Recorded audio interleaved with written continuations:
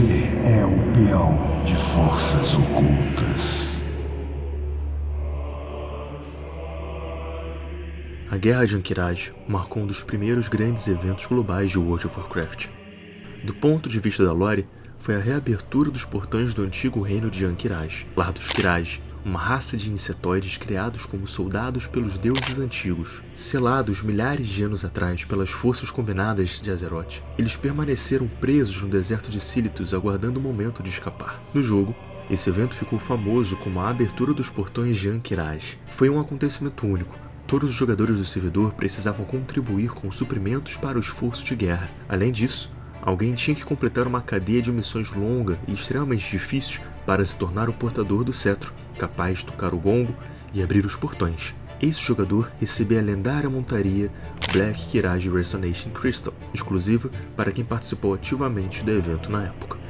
Na prática, foi um marco. Milhares de jogadores se reuniam em Silithus para testemunhar a abertura dos portões, causando quedas massivas de FPS e lag tenso, mas também criando memórias únicas para quem viveu isso.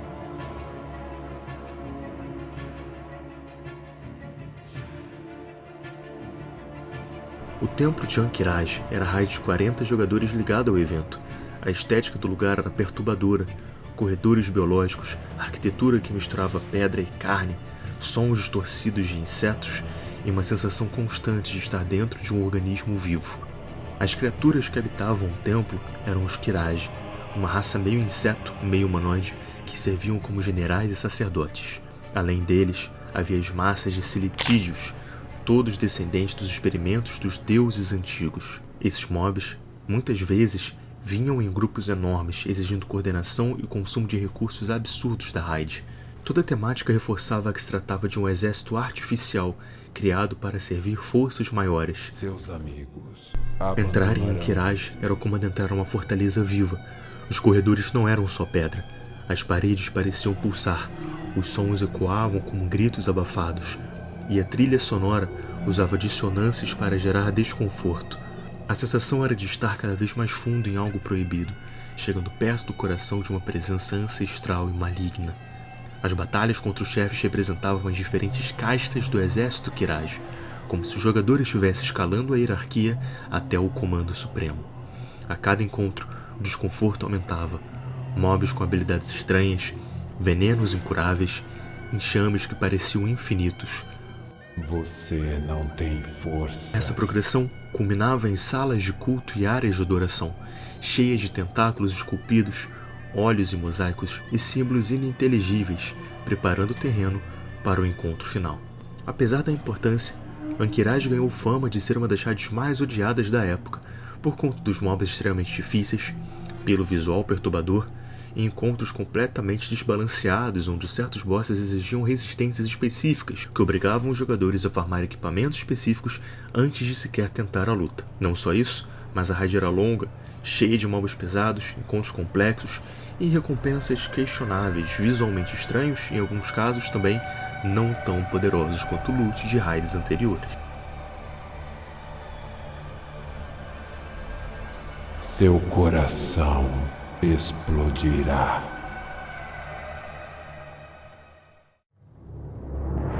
A morte se aproxima. Dentro do templo de Ahn'Qiraj havia um ponto de virada que marcava o verdadeiro divisor de águas entre as guildas, um encontro contra os imperadores gêmeos, Vec-Nilash e Vec-Lor.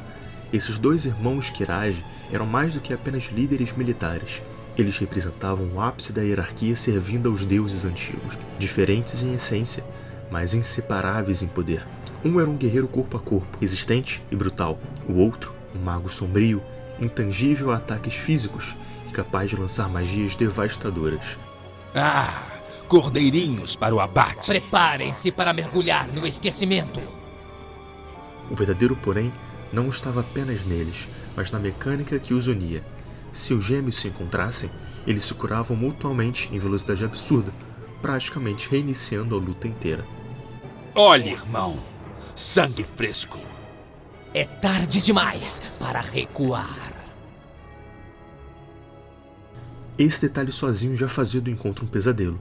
Era necessário dividir a raid em dois grupos e mantê-los separados em lados extremos da sala, com tanques específicos, um para o guerreiro, outro para o caster, enquanto lidavam com ondas intermináveis de Hades Kiraj que surgiam ao longo da luta. De certo tempo, os irmãos também se teletransportam e trocam de lugar, forçando a raid inteira a se reposicionar instantaneamente, sob pena de perder horas de progresso em segundos.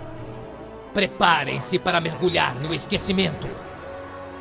No jogo original, em 2006, os Imperadores Gêmeos foram um dos chefes mais resistentes do progresso global. Para se ter ideia, a primeira guilda demorou cerca de 3 meses após a abertura de Ankiraj para conseguir derrotá-los. Thanks, guys. 10 seconds till teleport. Rotate DPS, rotate Watch out for DPS. Blizzard. Watch your threat, guys. Watch your threat. Rotate DPS. Come on. 2, 1. GG, guys. Let's go. Oh man! Go. Yeah. A fucking charm! Yeah. Unbound, bitches! Um dos legados mais fortes de Ankiraj não foi apenas a dificuldade dos encontros, mas o impacto que a raid teve nas próprias guildas. Ankiraj ficou marcada como uma instância que não apenas testava a habilidade dos jogadores, mas também a resiliência das comunidades que eles formavam. A progressão lenta, os wipes constantes e o muro representado pelos Imperadores Gêmeos levaram muitas guildas a rachar. Um exemplo claro disso foi justamente essa nossa guilda. Havia uma discussão nítida. O grupo 1 era o time tryhard, com o status de elite sempre cobrando a execução perfeita e impondo um clima bem pesado. Já o nosso grupo, o grupo 2, ele era visto como um grupo casual, prezava por jogar com bom humor, mantendo o ambiente leve mesmo durante os wipes. Quando chegamos aos Imperadores Gêmeos, o contraste ficou gritante. O grupo 1, que se dizia mais hardcore e disciplinado, simplesmente não conseguiu derrotar o encontro. Você trairá seus amigos. E mesmo 2 meses depois, que é o momento onde eu estou fazendo a narração desse vídeo, eles continuam presos no mesmo ponto. Já o nosso grupo, com menos pressão e mais descontração, conseguiu a kill dos Imperadores com muito mais facilidade do que eles imaginavam. Você já morreu. Esse resultado abalou o ego do raid líder do grupo 1, que inclusive é o dono da guilda. Ele passou a nos destratar abertamente, criticando nossos jogadores e até chegando a impor uma regra: se quiséssemos permanecer na guilda, teríamos de ajudar o grupo dele a progredir, não como aliados, mas como uma espécie de mão de obra para salvar o prestígio que eles já não conseguiam manter. A situação rapidamente deteriorou o clima dentro da guilda. Entre insultos, cobranças e desrespeito, ficou claro que não havia mais espaço para boa convivência. Foi nesse ponto que o nosso grupo, 40 pessoas, decidiu migrar para outra guilda, seguindo aí o nosso raid líder, o Mary, que é uma pessoa muito bacana, sempre tá todo mundo muito bem.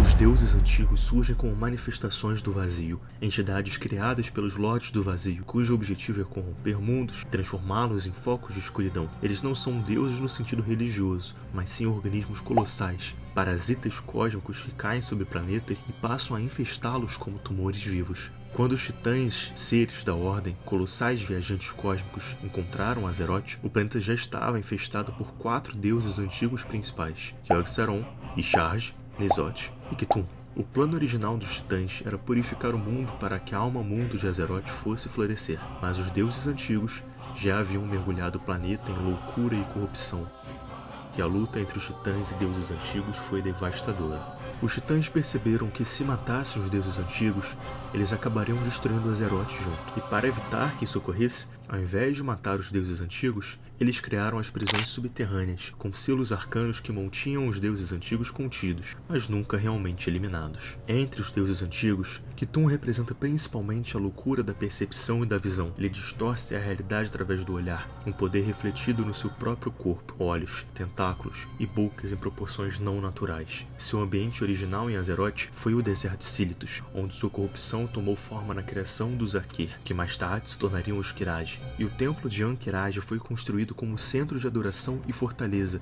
Embora cada deus antigo tivesse seu próprio papel, Cthulhu foi o primeiro a emergir como chefe de raid no WoW, e portanto, ganhou uma importância simbólica dentro da história do jogo. Foi o primeiro deus antigo a ter contato direto com os mortais. Representava a ameaça cósmica que estava além do atendimento dos heróis na época. Seu culto, os Qiraji, mostravam até onde a influência de um deus antigo podia transformar raças inteiras em exércitos vivos. Cthulhu é a primeira encarnação do vazio dentro de Azeroth, uma lembrança de que, apesar que os titãs venceram, eles nunca destruíram a ameaça por completo. A presença de Cthulhu reforça a ideia de que o planeta inteiro é, na verdade, um campo de batalha cósmico entre a Ordem e o vazio.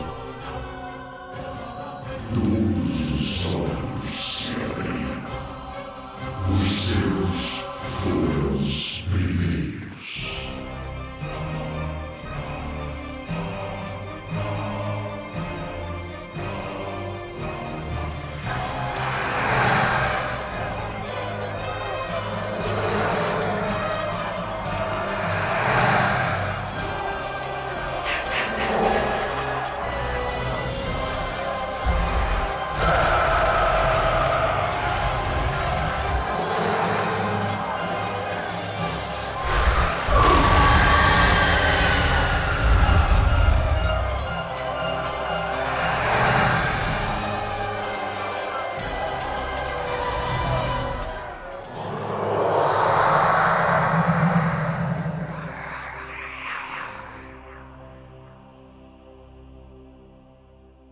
Com a queda de Cthulhu, os heróis de Azeroth provaram que até mesmo os deuses antigos, figuras tidas como imortais e compreensíveis, poderiam ser enfrentados. Porém, existem ressalvas importantes. Deuses antigos são entidades do vazio, enraizadas no tecido do planeta. O que os heróis derrotaram foi sua manifestação física, não a essência eterna. Sua morte também enfraqueceu os Qiraji, quebrando a maré da guerra de Ankiraj. O Império Insetoide foi praticamente desmantelado. Mesmo assim, ecos da presença de Cthulhu permanecem em Sílitos e sua corrupção não desaparece por completo.